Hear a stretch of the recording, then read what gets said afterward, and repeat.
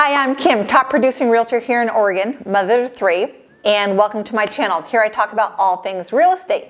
And today I'm going to talk about how to relocate to a new state. I know that idea might seem overwhelming, but for me, I've lived in 5 different states and I'm kind of a pro at it. So I'm really good at helping my clients create a plan for relocating to a new state. Now, I like to call myself a bit of a gypsy.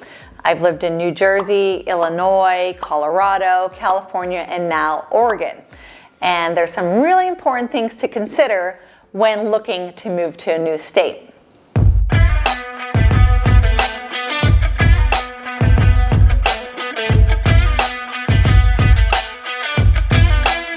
My first tip is simply get clear on what is not working and what do you want to have in your life. Now, for me, when I lived in Chicago, I recognized I enjoyed the city, but I was getting burnt out on city life and I really was missing access to nature. And so access to nature was my top priority when looking for a new place to live. So I recommend people getting clear on what is it that you're really missing and then what type of city and or town might provide that type of environment for you. So number 2 is to evaluate cost of living. Of course, you have to consider if you're purchasing a home, the cost of the home and or renting a home. Wages. Now you'll find quite a difference in wages across the country. So really looking into your profession and what that job pays. Then of course, utilities.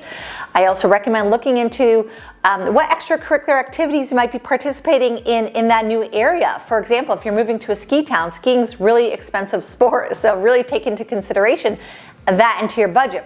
Lastly, a big thing to consider as well is school. So if you have children, will you be attending the local public school, which is free, or do you think you'll be attending a private school because private school tuition can be really expensive and really needs to be considered in the budget when you're thinking about cost of living and relocating.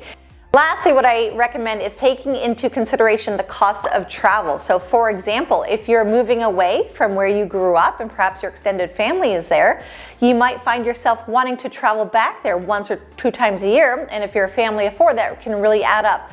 So think about the travel costs to go visit family or friends into your budget when you're thinking about the cost of living.